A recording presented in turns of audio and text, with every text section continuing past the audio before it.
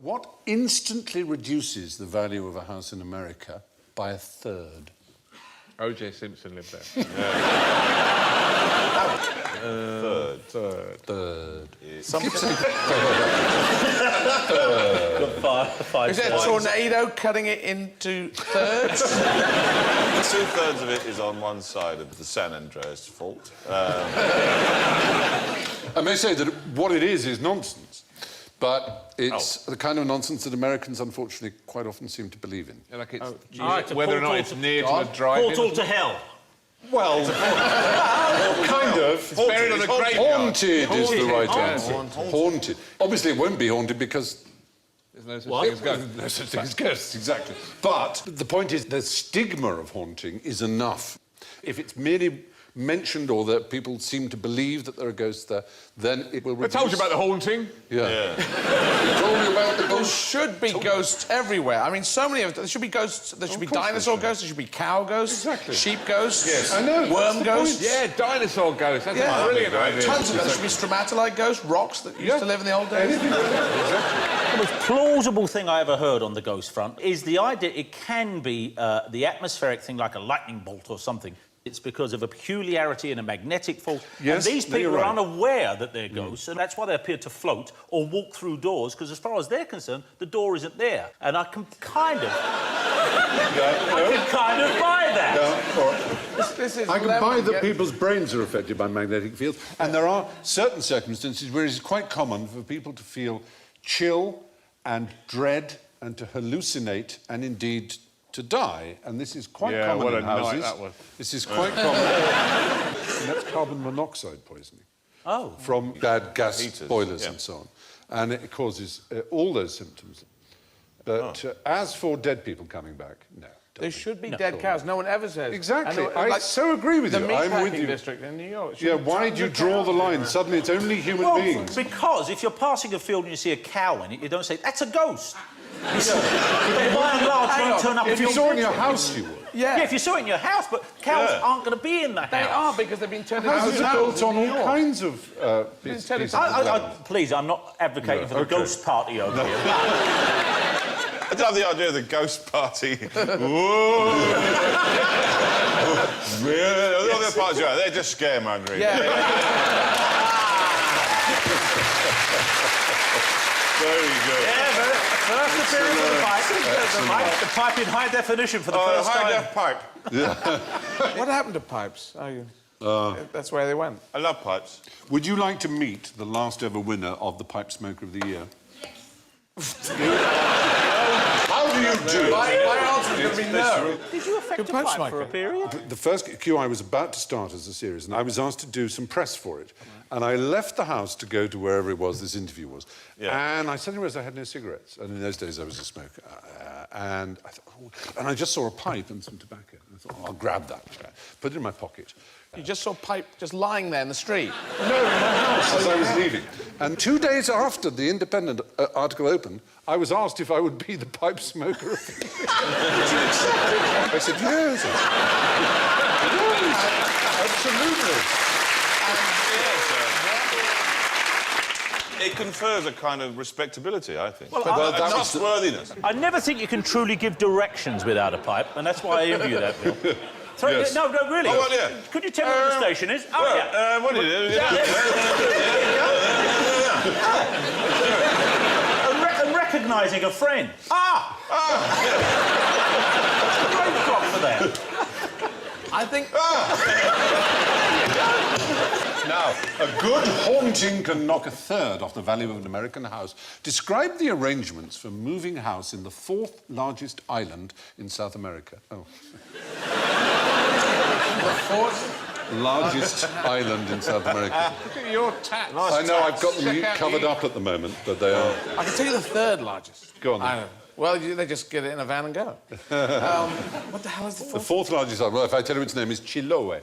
There'll be a boat. Oh, that helps. What? They're the people of Chiloe, the 4th largest island. It's off the coast of Chile. Well, obviously, they get a yak first. That's 2 yaks. Actually, they call it a yunta, which is like a team of cattle. Okay. The point is, when they move house, they literally move house. If they have a haunting, for example, there's a bad spirit, rather than just leave the house and build a house somewhere else, they move the house thinking that the spirit will stay behind. And we can see, I think we've got VT, This is the... them moving the house. Look, here they go. That's the junta, and they've got logs, and there it goes.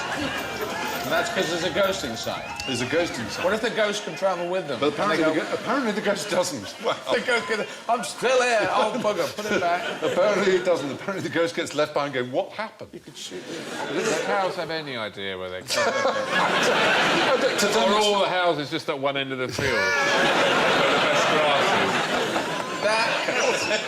possibly. That is an adventure movie, isn't it? That just looks It's fantastic. Fitzcarraldo, isn't it? Yeah. But very Rit Small. Oh, I think it's Die Hard with a cow. Or... is. The guy in the window's going, I want to stay here! The person at the door's going, what the hell? He just came down because there was a rumbling. It's quite a sight. Apparently tourists come from Chile to watch it. And the ceremony is called the Minga. And they have a great feast called the Coranto, and they dance a waltz. So, now, when the inhabitants of Chiloe Island have unwanted supernatural house guests, they just get their neighbours to pull the house with cattle. The Pope Lick Monster, Alan Davies.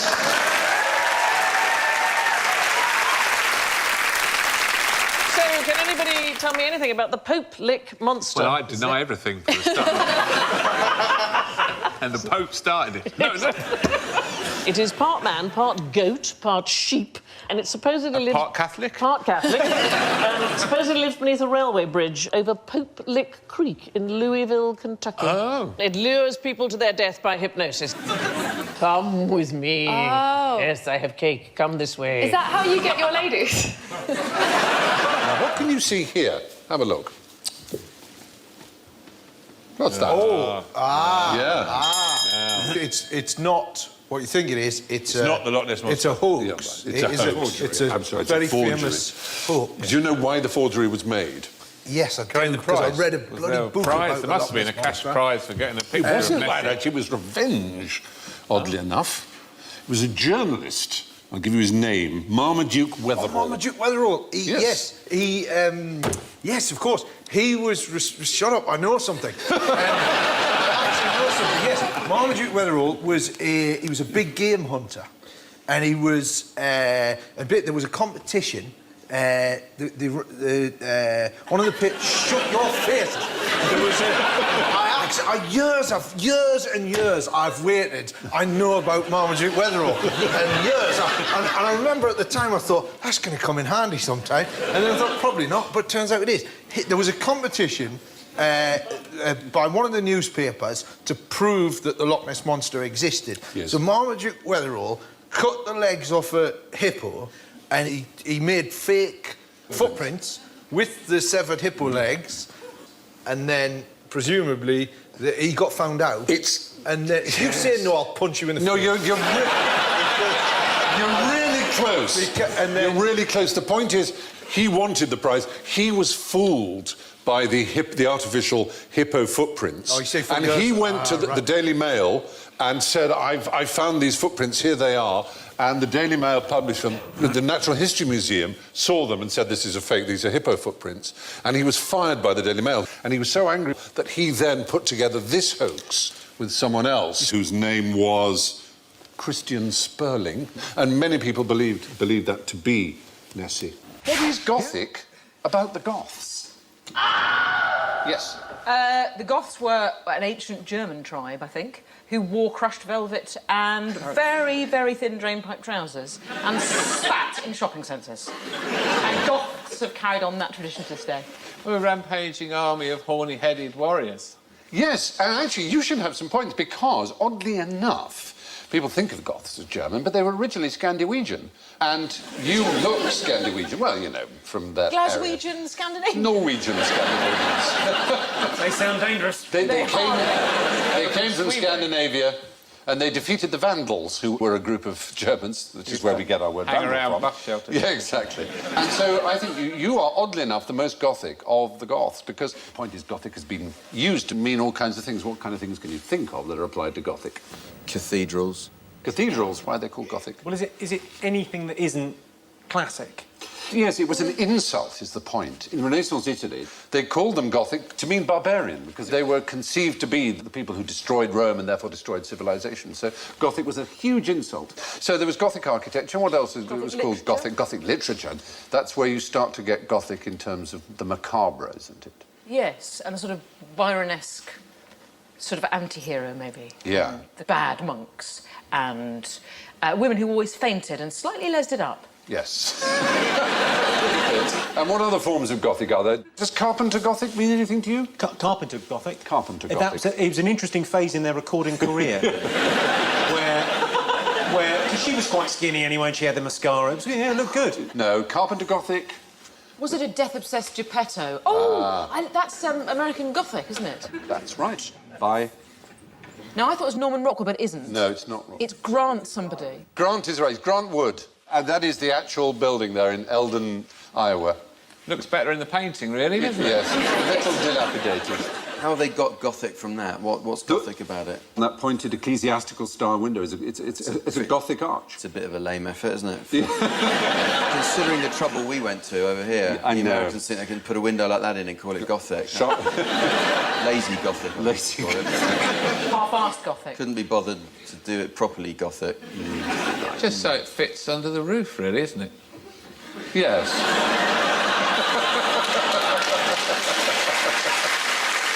Wasn't the guy in that painting his dentist? You're absolutely right. It was Grant Wood's dentist. Points for Sue Perkins. That's pretty damn good. And the woman... Is it Gail from Corrie? Pretty sure that's her. Gail Corrie. Helen Worth. Very nice woman. She looks exactly like the character she plays. Very talented. There's an incredible similarity. That's very good. Anyway, so there are lots of things we call Gothic. And, of course, there are the young people who go about in black eyeliner and stuff. Well, I like the fact that it makes me think that the Goths sacked Rome only after being nagged by their mum for a fortnight. Oh, do we have to? Rubbish. How many circles does hell have? Someone just went 7.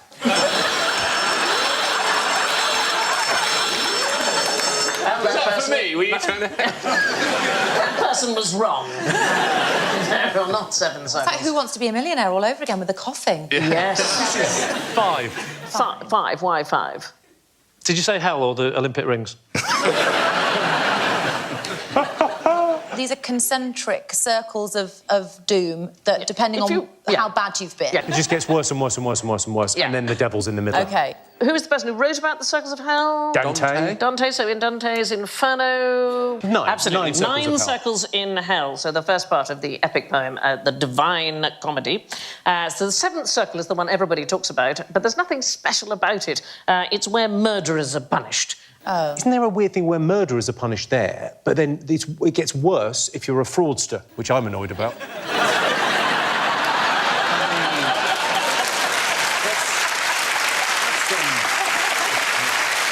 It's just made like there's a murderer, and then in a worse place, it's me and my accountant going, what? But you do strike me, Jimmy, as someone that eventually will murder as well. Just to get out of hell one step at a time. You're going to end up in the 8th circle of hell. The 8th? Yes. OK. It's where fraudsters, pimps, hypocrites, coin forgers and flatterers are punished in, frankly, various... Flatterers? You know well, Sandy. So what, being a suck-up is as bad as being Jimmy? A bit as...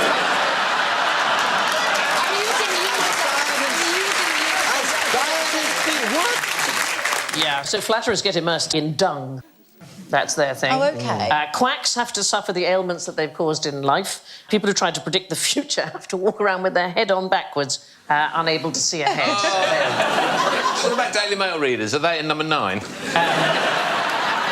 We know what circle Jimmy's in. See if anybody else wants one of these. First circle is just basically limbo. It's for virtuous non-Christians, so... Gary Lineker. Why Gary Lineker? I'd just say that about any ex-Tottenham player. First circle of hell, straight away. Second one is lust. This is the first of the circles of incontinence. Can I go back to one, please? Sexual incontinence rather than urinary, if I may say so. So you would be spending your time with the Cleopatra, Helen of Troy, people like that. And you get to spend time with Helen of Troy? Yeah. That put me down for one of those, yeah. Yeah. It's too late, you're already in number 8. This is quite a sexy circle, isn't it? This Yeah, one? that's a good circle. Gluttony, that's number 3, trapped in a vile slush. Greed is number 4. Sorry, what flavour was the slush? I like the blue one. I like the blue one. The blue one is good. You get to be pounded by icy rain. I don't know if you fancy. Oh, it is? It's literally slush? Yeah. Is greed a different category to gluttony? Yes, and they have to push rocks around pointlessly. Is there a way of pushing rocks around that isn't pointless? That's curling, right?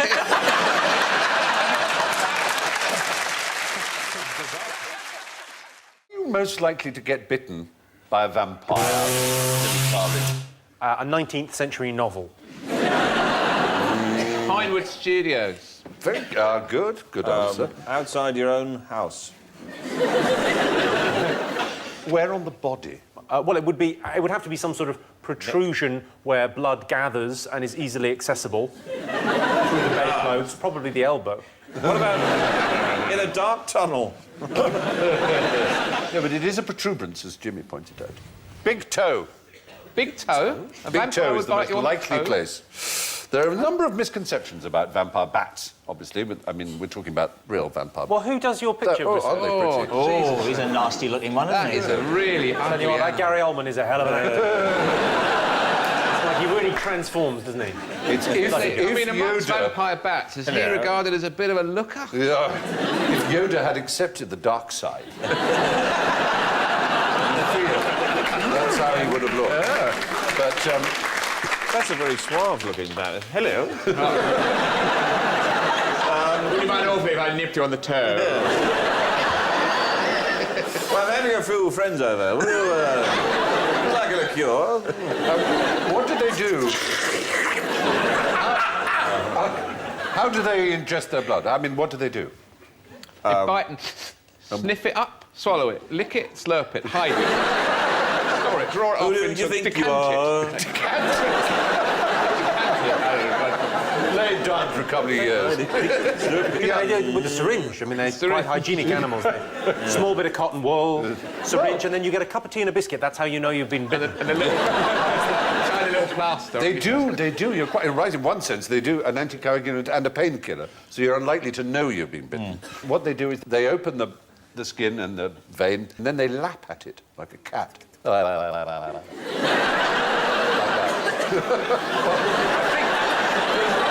don't want to alarm anyone, but I think a love bomb may have gone off.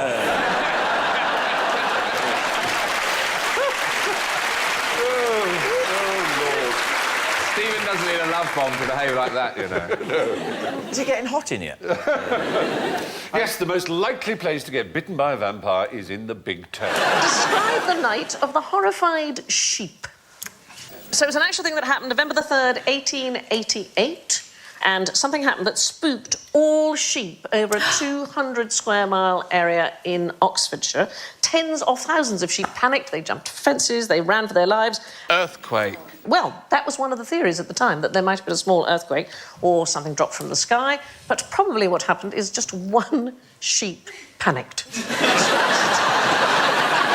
The hospital was just very dark, and the sheep were going, "Where's my friends? Where's my friends?" Have you just gone... And then all the other sheep must be going... He'll think he's on his own. Yes. When he panicked, they all went, "Oh, my God! What have we done?" If the sheep can't get to sleep, do you think he counts his friends? I wonder what the reason was that we decided to count them in the first place at night. Well, it must be really boring to count sheep. Yeah, that sends you off. Yes. Well, I think you've nailed it. Thanks. I tell you what, I'd love to count kittens. Imagine if 70,000 kittens ran past you. That would just be the most adorable thing that ever happened to anyone. See, I really struggle with this. I'm more of a dog person. That's probably why the kittens are all running away from it. Yes. I always think that about cats. You know when people say, oh, like an old woman died in her flat and she was eaten by her cats? I mean, could be... What world do you live in, people? Old women. 3 days. Yeah. You get... 3 days and your cat will eat your face. Yeah. Because it will have loosened up enough for it to get purchased. Yeah.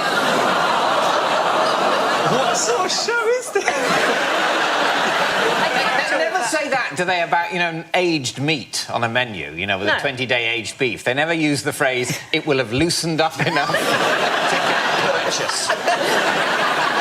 Have a look at this. Here is a night to remember. This is the 9th of November, 1874. The New York Herald front page article reported the wild animals broken loose from Central Park. Terrible scenes of mutilation.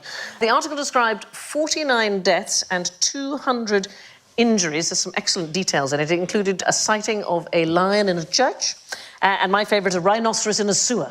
How do they get it out of the sewer? Never mind that. How did it get in there? It was fantastic. Manhole cover. Must have fallen in. But it wasn't until the very last paragraph that the article concluded, of course, the entire story given above is a pure fabrication. Not one word of it is true, not a single act or incident described has taken place. It's a huge hoax, a wild romance. And then it went on to ask, that was the reason for the headline, what would we do in New York if this happened? It's one of the most notorious and indeed accidental media hoaxes. But in fact, it just caused complete panic in the streets. Is that a huge risk? I mean, in zoos? Well, yes. So you would think that maybe it's something that we don't need to worry about, you've got enough cages. But in February 2016, the Ueno Zoo in Tokyo did their annual test to see what they would do if an animal escapes. And what they did was they got the 27-year-old gorilla keeper called Yumi Tamura to dress up as a zebra. There she is. And there they all are dealing with it. And so, yes.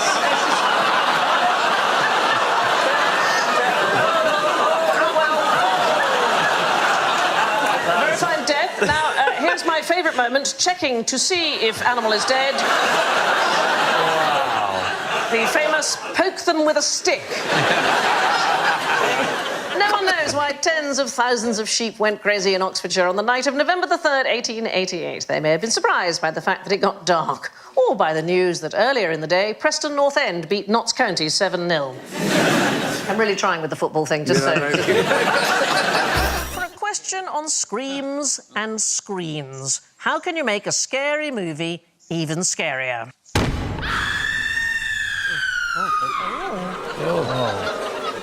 Did that help? Darkness, being in the dark. Where did you get your clues from? I don't know. I took my daughter when she was 2 to a pantomime. It started in blackout. Lots and lots of little kids, and it's Jack and the Beanstalk, and all the lights went out, and I could feel her little hands just gripping hold of my arm, and then over the tannoy, fee, fi, bo, fum, and they all burst into tears. They had no idea what was going on. There hadn't even been a bean yet, never mind a stalk, never mind the climbing up, never mind the giant. And then the lights came on and someone from EastEnders went, hello, boys and girls. And I had to take her home. She was inconsolable. And she still gets anxious whenever she sees an auditorium of any sort. Or EastEnders. I took my godson Joe when he was 3 to a pantomime, and there was a character in it who turned to the audience and went, I'm going to eat all the children. And Joe shouted, he's just kidding, but let's go home anyway. So scary movies, we're talking about a very celebrated showman called William Castle. He used to be known as the Abominable Showman, and he was a B-movie director in the days when there were B-movies. He's the guy on the right there, his friend. Not the guy in the middle. No, not the guy in the middle. And he was famous for films like House on the Haunted Hill and The Tingler and so on. And he had the most fantastic gimmicks. So in 1958, he produced a film called Macabre, and every single member of the audience was given a life insurance policy. So you signed it as you entered, and if you died of fright in your seat, your family got given $1,000. Very sadly, nobody... That's very good. Nobody did die from this. Come on, Nana, let's get to the cinema. But he used to keep nurses on standby in case there was something terrible. He would have hearses lining the street outside special showings. He often arrived at a premiere in a coffin himself, and he would employ women to sit in the audience and scream at specific scary moments. So there's a marvellous moment in The Tingler when a character breaks the fourth wall and turns to the audience and says a sort of deadly parasite has escaped into the cinema, and then the people that he'd paid were trained to collapse into screaming hysterics. And hid buzzers in seats to give vibrations at sort of key moments in the film. It feels like if you Googled The Tingler, something else would come up. Definitely. You know what I mean? These days, yes. Yeah, that's probably true. He had a film in 1961 called Homicidal, and it had a fright break in it. You were allowed to leave and get a full refund before the terrifying sort of denouement of the entire thing. You had to leave your seat and follow a yellow streak before the entire audience to a special booth called Coward's Corner, and a light shone on you with a recording intoning "Watch the chicken, watch him shiver in Coward's Corner." And there were films with two endings. There would be the scary ending or the mild ending, and you could hold up glow-in-the-dark cards to vote. Wow. And nobody ever voted for the mild ending. They always voted for I the think scary I one. probably would have voted for the mild ending. Yeah, I definitely would have. I can't be doing scary films. I don't like scary films. You probably wouldn't have gone, though. That's true. Yeah. Although, oddly, I went to see Scream in the cinema, and it got to me.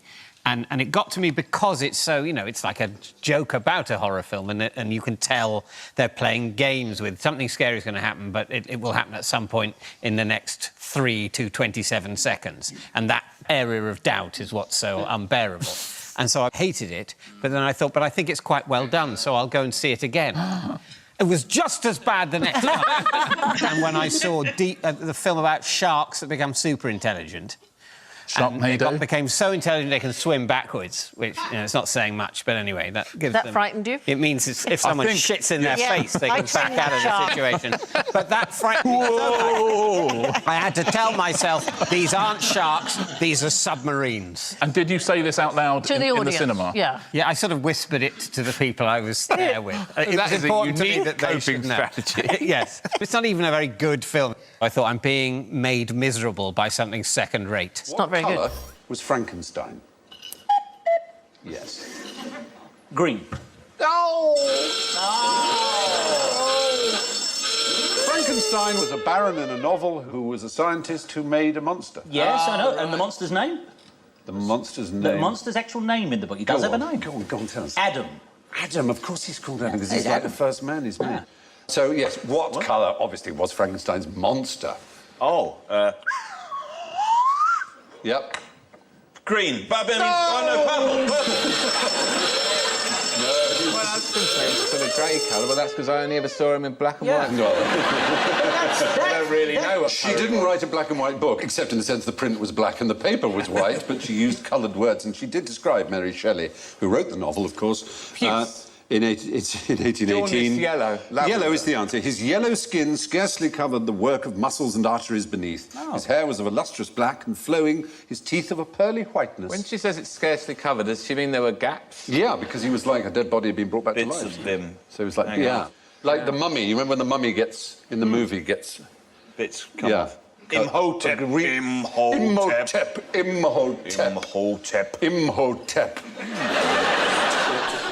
Yeah, well, Frankenstein's monster was, in fact, yellow in the book. Anyway, what did you use this for? I have a picture of them here. Oh, frighten the children. It's a German invention. Put a torch behind it, and then you creep up into their bedroom at night when they're asleep. You move it very slowly across the room.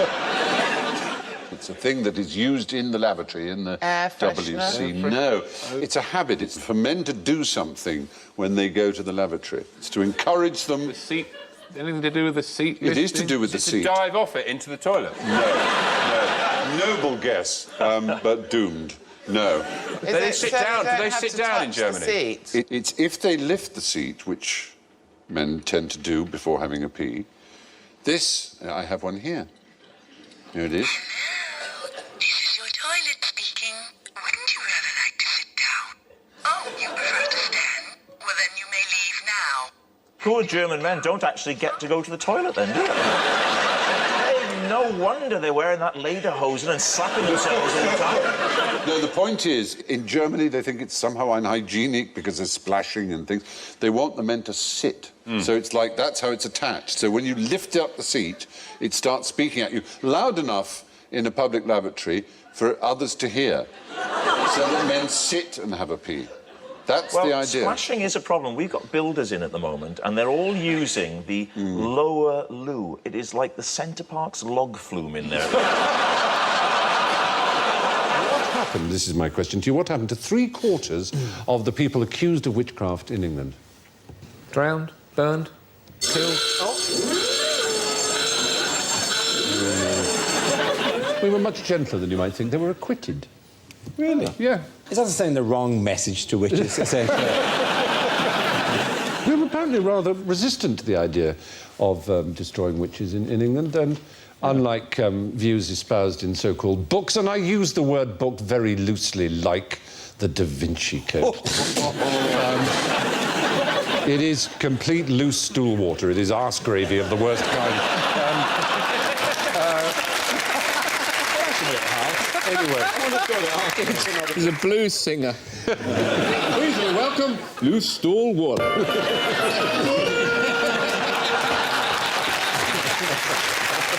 Very good. Excellent. Well, that particular panful of that material did claim that about 5 million women were burned or hanged around Europe for being witches. There's absolutely no evidence there's anything like as much as that. Probably about 500, probably less in England. And they weren't burned, they were hanged. The lawyer would have said, maybe not go to court dressed like that. Yeah. 2 possibly burned. That's the only evidence that 2 were burned. The rest were hanged, probably about 400 or 500 at the most. There are lots of Hammer films. The Devil Rides Out and those kind of things. Usually Peter Cushing, and sometimes, if you were very lucky, they would have Charles Grey in a huge white smock. Middle Ages, in fact, featured lots of very useful inventions. But tell me, what has been called the wickedest, silliest, most insane and most disastrous book in world literature? The Liar by Stephen Fry. It probably is. Mein Kampf. Yeah. That would be a very sensible guess. And in the interest of balance, the Da Vinci Code also. Yes.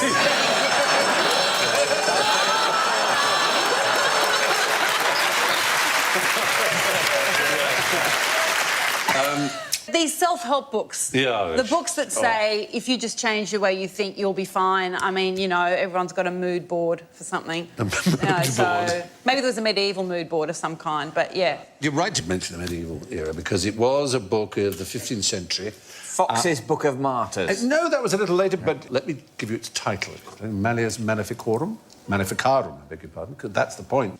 If you know your Latin, that means malleus.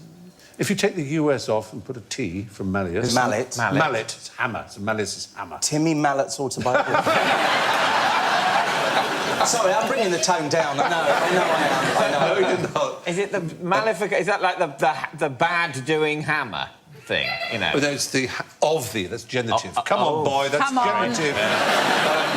So it's the hammer of the bad-doing people, but the arum, not aurum, tells you it's bad-doing women. Yes. Oh. Which bad-doing women and their hammer. No. I'm the hammer of. I want to be the hammer of the bad. I want to beat them down. The crazy witches of Eastwick. Oh, really? Witches. Oh, witches. You said it. You said it. We got there. We're supposed to hammer them. Of the witches is what that means. So it's not they don't own the hammer. No. We own the hammer. No. And we hammer away at them. I am more confused than when I talked about mini milk. So, we had a Latin parsing essay, right, in which the Malleus Maleficarum turned out to mean the hammer of witches, the way to beat witches. And this was a textbook about how to destroy and find witches.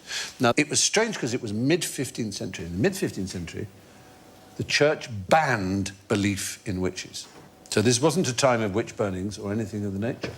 But the very nature of the success of the book meant that a slow movement grew in which witches should be found and burned and tortured and so on. And this book was therefore called the silliest, most wicked book ever written, because it made appalling claims about women that, for example, that they dispossessed men of their penises. As if. They would take their penises, put them on a tray, and the penises would wander around of their own volition, eating oats and corn. Not corn, not maize corn. With a simple pecking motion. Or like with a suction. How would they do it? Here's a monster that someone made earlier, but what is it? And what's it made from? Oh my gosh. Is it carved? Is it made from bone? It's a type of mermaid that was very popular in the 19th century. It's called a Fiji mermaid. Ooh. People come from miles to see it. It was shown off at carnivals, and it was made from fish and household bits and pieces. For a long time, people thought it was made by the addition of a monkey's head with a fish. And this particular one was acquired by the Wellcome collection in 1919, and then later by the fabulous Horniman Museum. Do you know the Horniman? Yeah. I live near there. Don't you? In Forest Hill, it's brilliant. London, yeah. It is an incredible place. A genuine museum of curiosities of the most fascinating kind. It is. I've been there too. It's great. It is good. It's a fine You're just place. saying that because I said I've been there. I go every week. So when you said you went to the aquarium, I didn't jump on it. Like, oh yeah, I've been. And then you have your time in the sun. Time in the sun. Oh, wow. There we go. Now, look. You see now. So were they supposed to be scary creatures? It is quite scary, and you picture Yeah. it scampering in your bedroom or something, and it's quite... They were a lot sexier nasty. once they added the hair and the shell bra. Yeah, exactly. But you'd be pleased to know that this is a result of the CT scans, which were made by the Horniman Museum for us, and Dr. James Moffat of St George's University in London translated the CT scan data into this 3D printing of the original. So this is a 3D printing. Isn't that good? Yeah. Yeah, we like that. Really good. Yeah. And you can see how detailed it is. Even the little holes and flaws in the Have you been to fishtail. St George's Hospital? It's really excellent. I'm not going to play this game. I genuinely jumped. You've seen them at Dartmoor, haven't you, Widdicombe? What are your monsters called? We've got, on Dartmoor, we've got the hairy hand. Are you aware of the hairy hand? Which is a... You get it when you're about 15. The hairy hand is a disembodied hand that would appear from nowhere if you're driving along the B3021. And it would steer you off the road. But there's officer. Yeah. And it smelt of cider, didn't it? It dropped its point on me, and then it drove me off the road. One of the people that claimed he'd been steered off the road by the hairy hand, he described it as invisible. Oh, bless him for trying. This is a human optogram. What does it prove? I always thought optograms was that thing where they could look in your eye and see who had murdered you. What now? This is like before, like, DNA and stuff. And they were like, oh, no, We always had DNA. It's really... But it's more like before we knew they could about test it. Yeah, Yeah, so I'm a Victorian policeman. This woman's died. I know. We'll get her eyes out, have a look on the retina. The last thing she's seen, that'll be the killer. Was that like a commonly held... Well, it began in the 17th century, so there was a priest called Christopher Shiner, and he claimed he had seen the image of a flame on the retina of a frog that he had been dissecting. So then you get the development of photography, so that's about 1840s, and that seemed to provide a sort of theoretical basis for this notion. There was a German physiologist called Wilhelm Kuhn. 1878, he immobilised a rabbit and forced it to look at a window for 3 minutes, and then he decapitated it, cut open the eye, and the next day he said that the retina dried and revealed an image of the window. That was the last thing that the rabbit had been staring at. Right, so he was able... he was able to reveal that he killed the rabbit. That's a bit of luck. I could have saved him a bit of time there. 1880, he decided to repeat this experiment with the head of a guillotined murderer, a man called Erhard Gustav Reif, and his left eye was dissected 10 minutes after he died, and the resulting optogram is that picture that we saw at the so- very beginning, so and it's has the been, guillotine. yes, so been suggested it's the blade of the guillotine. It seems very unlikely he was blindfolded at the time. The last bit of toast he had. Unfortunately, all we have is that sketch. We don't have the actual image. So this idea about optograms was taken up by fictional writers, so Jules Verne and some of the popular press, and it appears, because this was widely believed, that some killers took the precaution of taking their victims' eyes with them to make sure there was no They seem really photo. principally to be concerned with her hat in that picture. Yes. Where's the hat? I think it's over there. I can't reach it. What was the second commonest cause of death for women up to the year 1800? Yes. Kestrels. What a wild stab in the dark. Childbirth. Childbirth was number 1. Oh, right. Very good that you... Was Kestrels number 2? No, it was number 2 I was asking for, and I took that to be your answer first time round. Was it dehydration from having to lick the carpet clean because hoovers hadn't been invented? Were these deaths at night? Because I could go with owls. Let me say, it's no kind of bird of prey. Not even a swan? Not even... No. Swans flying at women really hard with stiff necks until they went through their bodies like a javelin. No. So that's been lying all over the British countryside with swans. No. No? Is it horse riding accidents? No, that's, if I may say so, a great deal more intelligent, and I don't mean that in a patronising way. Beaten to pulp by the husband. Oh, hello. No, domestic violence was not it. It was domestic. Beaten to a pulp by their sons. That would still be domestic violence. Falling down the stairs. No, Being ducked it was as a witch trying to do something. It was engaged in a domestic Cooking. activity. Cooking is the right answer, yes. Death by cooking. Yeah, largely because their dresses would catch fire. I don't know why that's funny. It is. The second most common cause of death. After childbirth, amongst What happened to yours? She lied to herself in a... I bet a lot of their husbands came in and went, blimey, that's a big roasty. What was the curse of Tutankhamun? You have to queue up for ages. The one that's going to lose me another 10 points is that anybody interfering with his tomb would be forever cursed. So the mere fact of, you see, death to all who enter here.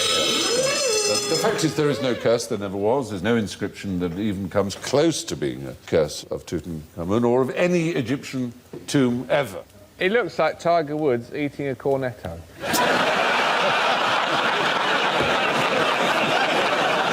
Absolutely right.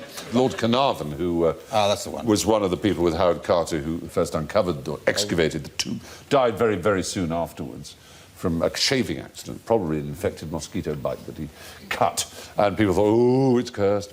There was one of the party that had excavated who died in about 1978, aged 93, and the headline was Curse of Tutankhamun Strikes Again. Jane Loudon Webb wrote a novel called The Mummy in 1828 about a mummy coming to life and chasing those who had desecrated its tomb. But the fact is that thorough research has shown that only 6 died within the first decade of the opening, and Howard Carter, surely the #1 target as the chief of it, lived for another 17 years. None of these superstitions should be worried about. Touch wood. Dave! What's the best way to ensure that your family never forgets you after you're gone? Oh, haunting. Haunting is a good way, yeah. Insists on being buried in an exact replica of your house. Yes. That they have to pay for and therefore sell the house they live in to... You're still angry, huh? Finance it, yeah. Being stuffed. Well, yes, being stuffed now... Preserved in some way. There's a very extreme example of that. On the mantelpiece. Just slightly in front of the television so they can't see it. There was an artist called Hananucha Masakichi. Oh, yeah. Have you heard of him? Mm-hmm. Yeah. He's bloody good. He's Japanese, and in the mid-1880s he was diagnosed with tuberculosis and knew he was going to die, so he made a statue of himself so lifelike and so realistic. When he stood next to it, people couldn't tell which was which, apparently.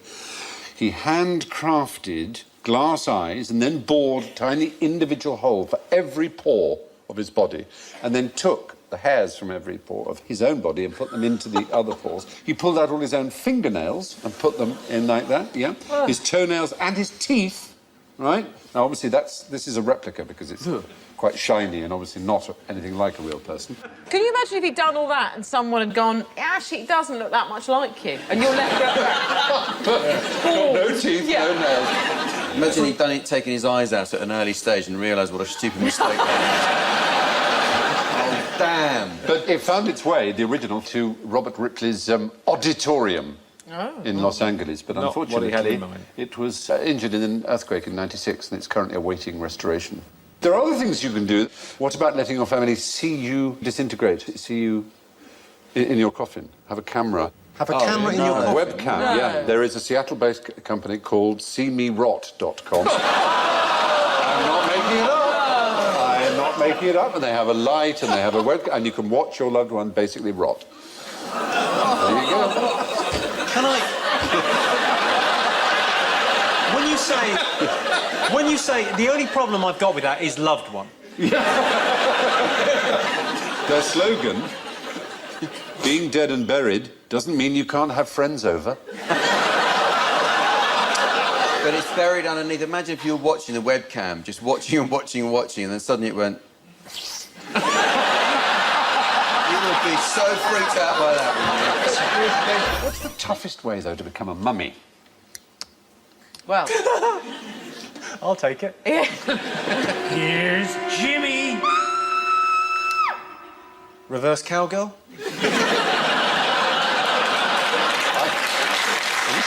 Now, they understand that. You're going to have to explain it to me. What is your reverse I'm going to need a volunteer from the audience. If you're having sex with me... Yeah. Or Mel. Yeah. So you're having sex with Mel, Yeah. and you're lying down on your back, and Mel is... I can't use her name in that stuff. She's sitting on top of you, but looking away. Reverse cowgirl. Oh. I find they're much happier without looking away from me. That, however, especially if they can see out the window. It's like a budgie. She could be reading a book or watching telly. She could do what she likes. She can see the telly or outdoors. She don't mind. That's wonderful. Yeah. It's catch-up time for women, So basically. she's doing Sudoku or whatever? Yes, whatever you need to do. You just... Yes, you're thinking of making babies, aren't you? That sort of mummy, I realise now as well. Yeah. Can you turn yourself into a mummy? That's the point. Probably. Yeah, you could, couldn't you? Probably wrap yourself up in... Mummify Well, haven't you got to take your liver out through your nose? That's what they used to do, isn't it? They used to take the organs out through the mouth and nose. Well, the brain they would take out through the nose. They'd agitate it with hooks so that it turned into a liquid mush and then... Oh! Yeah, I know. Worse than being buried alive? and then after that, they would kill them. Yeah, wow. But the Soku Shinbutsu were members of an obscure Buddhist sect who, in Japan, used to practice the rather macabre idea of self-mummification. This is what they'd do. It's quite complicated. It's really interesting. See if you'd do this. For 1,000 days, right, a priest would eat nuts and seeds while taking part in vigorous physical activity so that he had no body fat. He'd then only eat bark and roots for another 1,000 days and then drink a poisonous tea made from the sap of the urushi tree that caused him to vomit and lose bodily fluids. And then he would lock himself into a tiny stone tomb with an air tube and a bell. And he'd sit in the lotus position, and every day he'd ring his bell to show that he was alive. And when the bell stopped, the tube was removed and the tomb was sealed. And then other monks in the temple waited for another 1,000 days and then opened the tomb. And if the monk had succeeded in preserving his body in his death, he would be considered to have achieved the state of a truly enlightened Buddha. Who made up that game? Buddhists. You know, it's a terrible photo of him. If I was going to get all that trouble, I'd have a decent photo taken of me. I like this because, I mean, a lot of people get away with thinking that Buddha is like the sane religion. Buddhists are normal and decent, but even Buddhism has weirdery beyond belief, really, I'm afraid. They don't do it like that anymore, obviously, do they? No, it's now an illegal form of suicide. They have a webcam now, don't they? As a form of suicide, though, I think that should be promoted because, you know, if you jump off something high and land, it's all over very quickly. You've not been able to think it through. With that, you can sort of change your mind. You go, do you know what? I fancy a drink. After about 900 days, you go, oh, pizza wouldn't go amiss.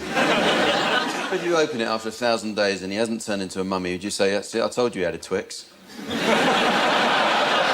Anyway, yes, members of an obscure Buddhist sect in Japan went through an extremely rigorous process of self-mummification until the practice was stopped in the 19th century. What spread the Black Death? Go on, Jason. Rats. Rats. Just got it out of the way. Get it out of the way. They came up through the toilet and ate everyone's ass. For generations, we thought that rats brought the plague Fleas. to Britain. Yeah, so fleas bit the rats and the same fleas bit the humans is what God. is what we used to think. That idea is pretty much dead now. It's humans. It's most likely that it was spread from one person How come to... he didn't get a thing for fleas? I got one for rats, he didn't get one for fleas. Yeah. Just saying. Because it was fleas, but not on rats, that's why. Oh, I got you right. There's nothing to do with rats at all. No, the rats were pretty much innocent in this. They have had a bum rat. That's hard. Yeah. So the studies in the last decade of plague victims' bodies, which have been unearthed during the Crossrail project in London, and studies of mortality data, which has been analysed in Oslo, both conclude the plague simply couldn't have spread as fast and as far if it was entirely dependent on old ratus. Anybody know about the tube lines, why they curve? Does anybody know? To get round the corners.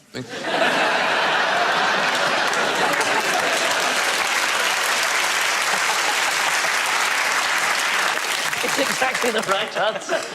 So some people think it's to get round the plague pits. There's no evidence for this at all. The truth is, if you're constructing a tube line, it's much easier to dig down from a road than it is to dig under a building. The Great Fire of London destroyed 13,200 houses, 87 churches, 44 livery halls, and over 4/5 of the city of London with a capital C. How many people died in that 5-day conflagration? I think it's 4 people. It's some very low figure of... I'm going to give you the points because it's 5 people. 5 people, oh, well. Yeah, very good. Very good. No, Only 5 are recorded. The maid of the baker who started the fire, Paul Lowell, a Shoe Lane watchmaker, an old man who rescued a blanket from St Paul's but succumbed to the smoke, and 2 others who fell into their cellars in an ill-fated attempt to recover their goods and chattels. The mayor, actually, Thomas Bloodworth, went back to bed on the first night saying a woman might piss it out.